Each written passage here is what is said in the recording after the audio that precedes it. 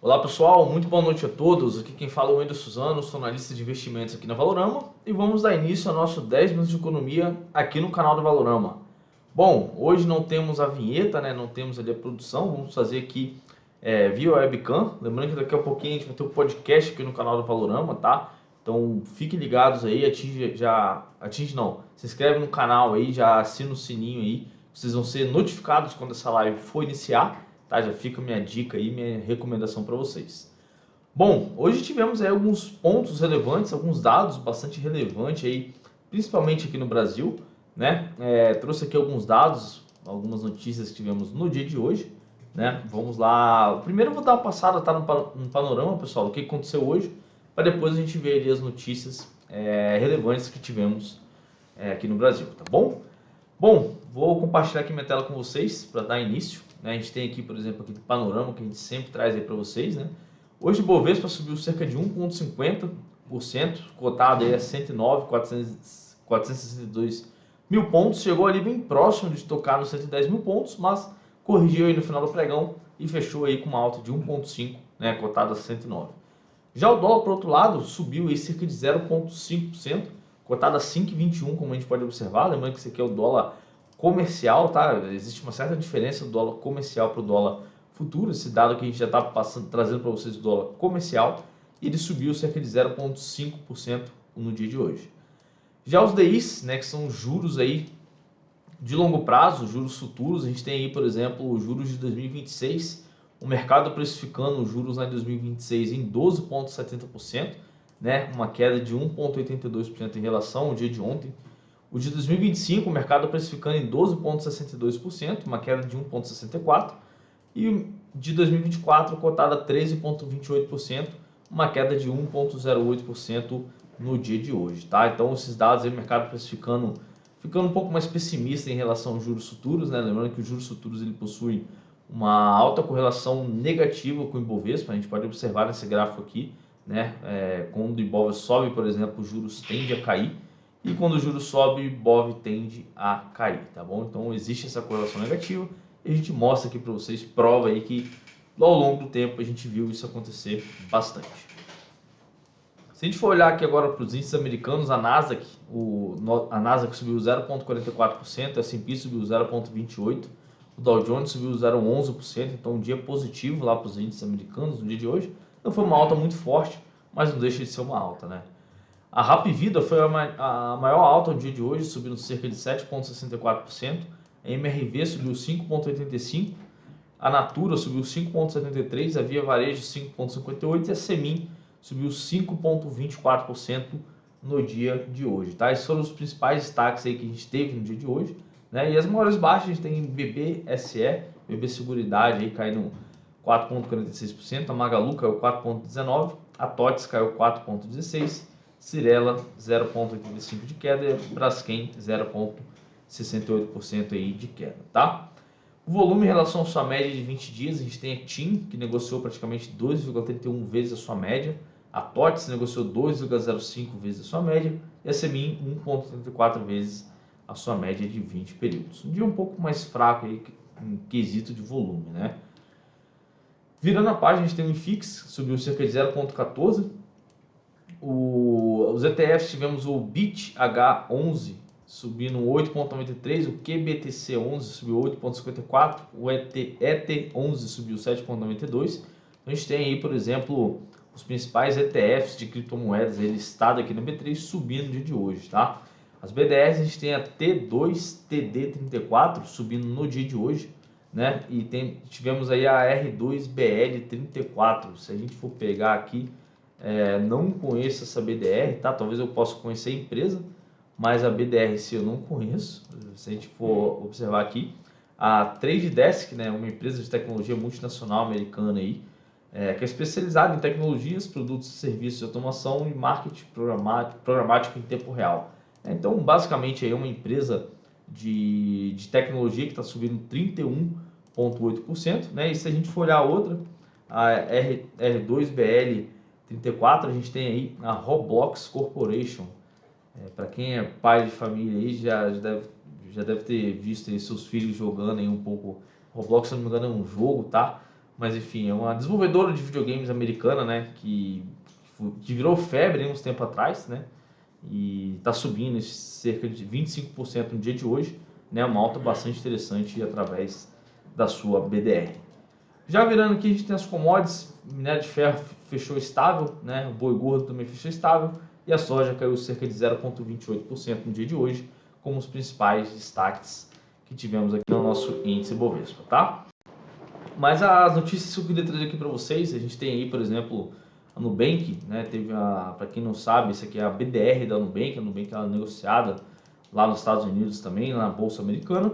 E você pode investir na Nubank através da BDR chamada NUBR33, tá?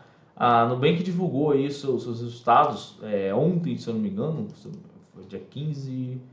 Esse aqui foi atualizado, mas a divulgação foi ontem, né? Tivemos aí um desempenho bastante interessante da Nubank, né? E que animou os mercados. A Nubank subiu no dia de hoje, né? Quando eu olhei mais cedo, estava subindo cerca de 6,50%, mas foi aí um retorno bastante interessante que tivemos na Nubank no dia de hoje, citado também pelo Jader, né? Que gravou um stories aí aqui no nosso Instagram. Então, se você não viu ainda, entra lá no nosso Instagram que você vai ver essa notícia aí, tá? E outra notícia que, infelizmente, aí, a BRK Financeira quebrou, né? Faliu aí. A gente vê, por exemplo, saiu essa notícia, o Banco Central decreta a liquidação extrajudicial da BRK Financeira. Né? Assim como foi a BRK, tivemos também a Portocred, né? Também bastante conhecida aí, é uma financeira que estava atuando. E tivemos aí no dia de hoje duas dessas empresas financeiras falindo, né? No dia de hoje. A BRK, para quem não sabe aqui, ela tinha 15 CDBs ativos, tá? Então tinha pessoa física que realmente investiu na BRK. E agora vem exatamente o que a gente queria trazer para vocês. Se você investiu em algum CDB, algum título aí que possui a garantia do FGC, que é o Fundo Garantidor de Crédito, você tem aí no próprio site do FGC, ele fala lá, comunica, né, que realmente a BRK ela decretou falência, né, enfim, e pedimos aos clientes, ela até informa aqui que pedimos aos clientes da instituição financeira para aguardar e acompanhar nesse site as orientações do FGC quanto ao pagamento da garantia. Então, quem investiu no CDBs, nesses títulos aí, dessas empresas que atualmente quebraram, que estão cobertas pelo FGC, fiquem tranquilos que até R$250 mil você vai ter aí o pagamento novamente do que você investiu, né? Essa é a função do FGC e é muito importante vocês estarem cientes disso aí, tá bom? Agora, se você tem mais de 250 mil, aí já não tem mais a cobertura do FGC, né? Então, infelizmente, aí, o risco de calote é muito alto, né? Então, basicamente, é essas notícias que a gente queria trazer aí para vocês, tá bom? Vamos para os fluxos de capital estrangeiro. Aqui no Brasil, a gente vê, por exemplo, o estrangeiro entrando com mais um dia positivo em 356 milhões de reais, lá no dia 13 de 2 de 2023, né?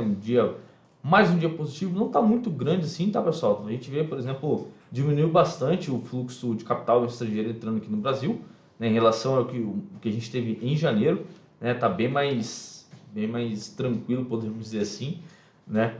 A gente vê, por exemplo, comparando o que a gente teve em janeiro, tiveram dias de 957 milhões, 692 milhões, 752, e nesses últimos dias, os últimos 4 dias de fevereiro, basicamente o mês de fevereiro, né, tá sendo bem fraco de fluxo de capital entrando aqui no Brasil.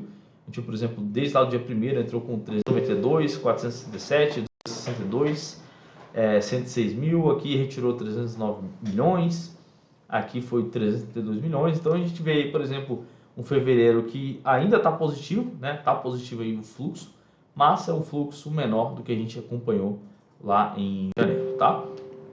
Claro que a gente está na metade do mês ainda, então, mas também vai ter o feriado na semana que vem, então vamos ver como é que vai reagir aí, como é que vai ser esse fluxo no mês de fevereiro.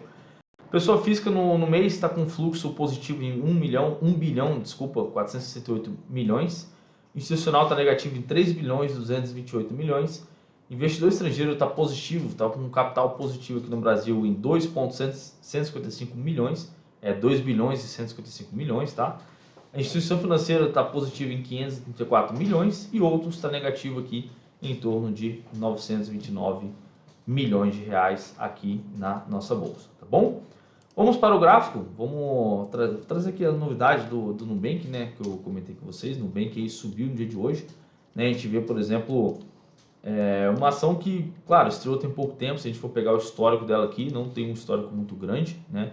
A BDR começou a ser negociada aqui na nossa B3 lá no dia 9 de dezembro de 2021, então a gente não tem tanto histórico assim, mas podemos observar aí um mercado um pouco mais otimista. Se a gente for olhar aí desde lá do início de janeiro, né, iniciou o ano de 2023, um mercado bastante otimista aí com a ação do Nubank, né? Se a gente for observar, já subiu 55% desde o fundo aqui que a gente tinha lá no início do ano, tá? Então o mercado ficando feliz aí, estava subindo mais cedo, né? Tava 6,51% de alta, mas reverteu aí, agora está subindo cerca de 3,72%, tá bom? Vamos para o Ibovespa. O que aconteceu no nosso índice Ibovespa aí? Tocou novamente na sua média de 200 períodos no gráfico semanal, média extremamente relevante, e agora tocou aqui na casa dos 110 mil pontos e também nas suas médias de 9 e 21 períodos, né? São resistências fortes aí para o mercado, então provavelmente não ia romper no dia de hoje. Eu vou ver se vai ter força suficiente para romper até o final do dia. Se a gente for alterar para o dólar futuro, o dólar subiu no dia de hoje, né? Subiu cerca de 0,50%, aqui tá rolando um pregão, na verdade encerrou a 6,5%, encerrou a 0,47%, né? Então subiu hoje o dólar também, e detalhe importante que o dólar ainda não conseguiu perder essa região do 5,15, tá? Para continuar sua queda, pessoal, né? Tá retomando aí, tá voltando a negociar próximo do 5,22, né? E do 5,22 aqui para o 5,30 no estalar de dedos devido a essa alta volatilidade do dólar que a gente está observando, tá bom? Então esses são os principais pontos aí que eu queria trazer para vocês da análise técnica. Falamos também sobre as principais notícias de hoje, tá? Espero que você tenha gostado desse vídeo aí. Agradeço a participação, não esqueça de se inscrever no canal, compartilhar o vídeo e dar o like, que é muito importante para a gente, tá bom? Um grande abraço a todos e até mais. Tchau, tchau.